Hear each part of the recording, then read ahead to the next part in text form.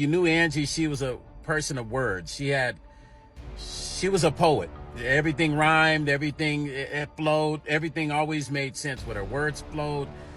So it's just coincidental she mentioned that name and mentioned us as a Diesel crew, and then what happened to her. We're very bothered by her not being here. Or unless they paid you for a hit to unalive Angie Stone. And if Jared was sleepy, if he wasn't paying attention, or if he was texting and driving, he should be arrested. And do y'all remember when they said the accident happened around 4 a.m.? That's what they said. Now I'm about to show y'all with this video that they've been lying the whole time, that they really don't care what happened to Angie Stone. If what's being said is true, Angie Stone's death might not just be a tragic accident. It could be something far more sinister. A former bandmate just confirmed the darkest theory yet. This was a planned hit. And the more details come to light, the more the puzzle pieces refuse to fit. This could shape up to be one of the most disturbing and calculated cases the music industry has ever seen. With receipts pouring in by the hour, a full-blown investigation might be just around the corner. Let's get into it.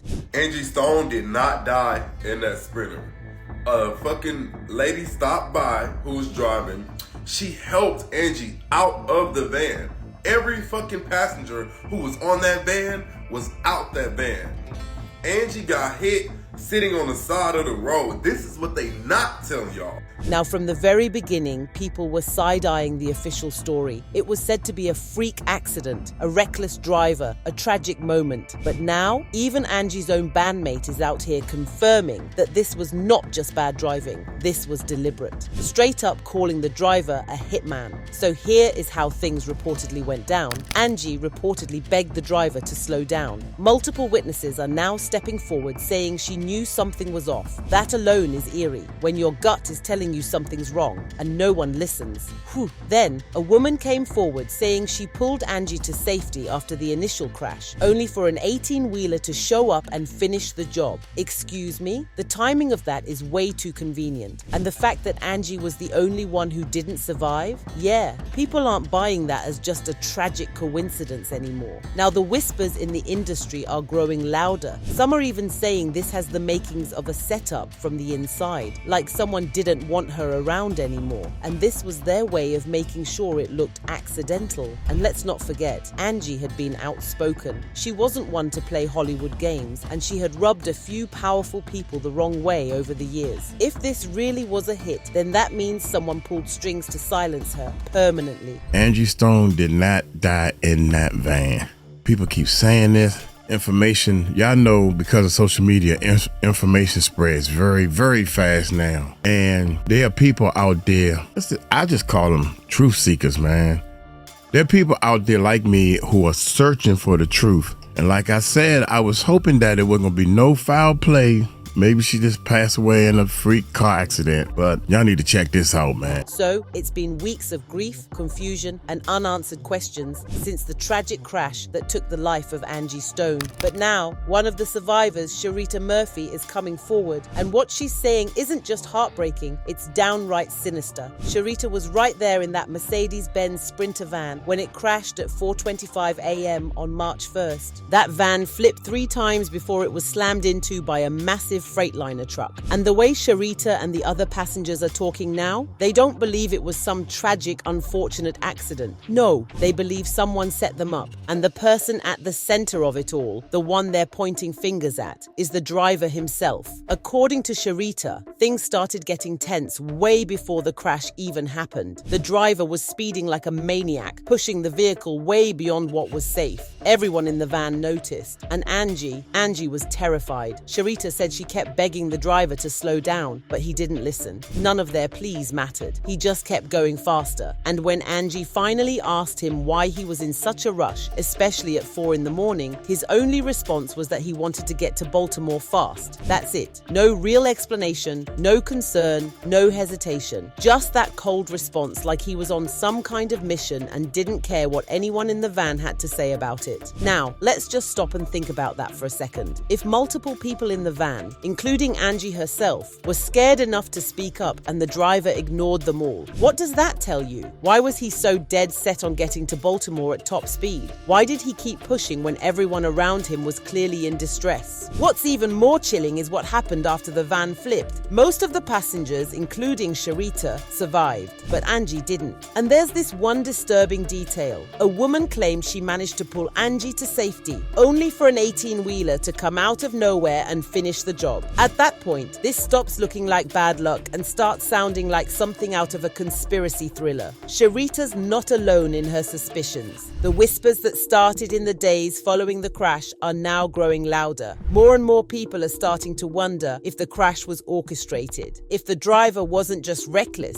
but actually hired to make sure Angie didn't make it out of that van alive. And when you piece it all together, the bizarre urgency, the ignored warnings, the way Angie was the only one who didn't survive, and now the survivor testimonies that hint at something darker, it becomes harder and harder to chalk this up to just another highway tragedy. But let's address the elephant in the room, because the way this crash went down, it's starting to look like a lot more than reckless driving. First of all, we already know Angie had industry beef. She was outspoken, she didn't hold her tongue, and she had enemies. She wasn't afraid to call people out, and in this industry, that can make you a target. That's what's making this feel less like a tragic accident and more like a carefully planned hit. And then there's the man at the center of all this, the driver, Lethal Carter. So, who is he? And how is he connected to all of this? Well, he's not some random Uber driver. He was behind the wheel of that Mercedes-Benz Sprinter as an employee of Executive Elite Transportation, LLC, a company based out of Atlanta. But y'all, here's where things get real shady. Because Lethal Carter, he's got a rap sheet that reads more like a criminal resume than the background of someone entrusted to drive celebrities. We're talking multiple speeding violations, a parole violation in 2002, forgery and a felony charge in 2001, driving with a suspended license in 2000,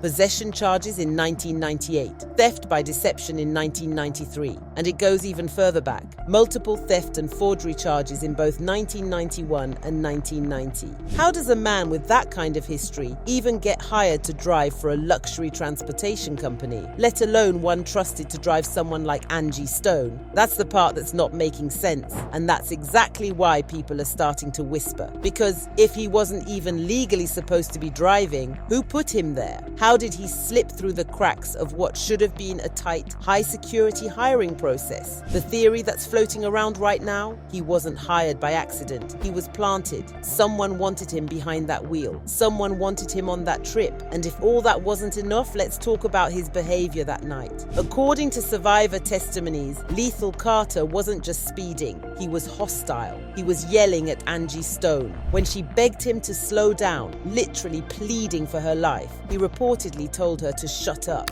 Now ask yourself, what kind of professional driver yells at his celebrity client like that? That's not normal. That's not standard industry behavior. It's not just suspicious, it's incriminating. Because think about it. What driver gets mad at a passenger for wanting to be safe? What person responds to a terrified plea with aggression unless he wasn't trying to keep anyone safe in the first place? Unless his job that night wasn't to get Angie to her destination, but to make sure she never made it there. And if you think that's wild, hold on, because it gets even darker. There are whispers that this wasn't just a vehicular hit, that there may have been someone else involved. Some people believe there was a literal sniper that night. That after the crash, when Angie had been pulled from the wreckage and might have survived, that's when the 18-wheeler appeared out of nowhere and finished the job. Almost like someone was watching, waiting, ready to make sure the mission was complete. This is no longer just a tragedy. This is looking like a coordinated takedown, one that raises too many questions, has too many eerie coincidences, and involves too many shady characters to ignore. If this was a setup, then someone wanted Angie Stone silenced, and they made sure it happened in a way that would look like an accident. There's a rumor going around that a gunman was waiting on Highway 65, tracking Angie's van in real time, and waiting for the exact moment they reached a stretch with no cameras so he could take her out. And here's where things start to get really shady.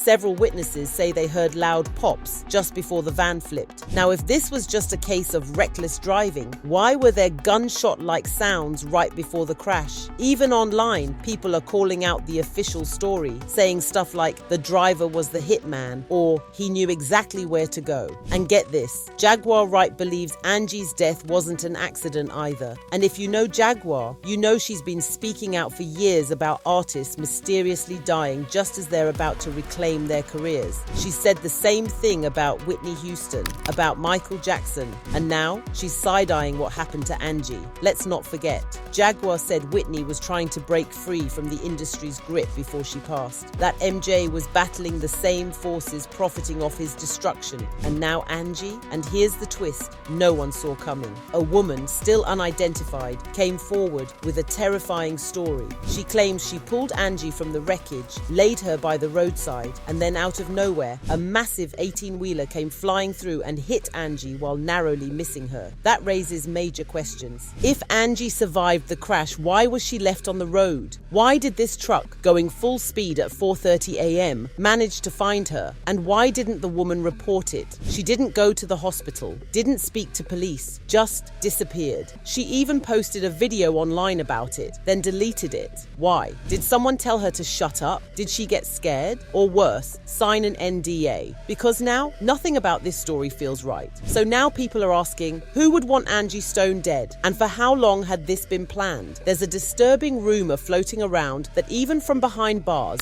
Diddy had a hand in it. Wild? Maybe. But listen to this. Sharita claimed that Lethal, the van driver, was into that same freaky lifestyle Diddy is allegedly known for. She even said he tried to pull her into it. But that's not even the craziest part. Angie had been exposing the industry for a while. She was vocal about how Universal stole her royalties, said she had nothing left. Then add the fact that her kidney transplant was delayed for 5 years. People are now wondering, was someone trying to let her health fail? And just when she started recovering and digging into her financials, that's when she allegedly found major irregularities. Industry insiders don't like it when artists start asking questions, especially about money, especially if they've got receipts. And about Diddy, Angie always said he never spoke to her, not once. But suddenly, out of nowhere, he asks her to pray with him. According to reports, he was scared, getting threats. And when he came to Angie, he was in tears. What did he confess in that moment? Did Angie learn something that could be used in court against him? Because if she did, and she wasn't staying quiet about it, then she was a liability to some very powerful men. Anyways, what do you all think?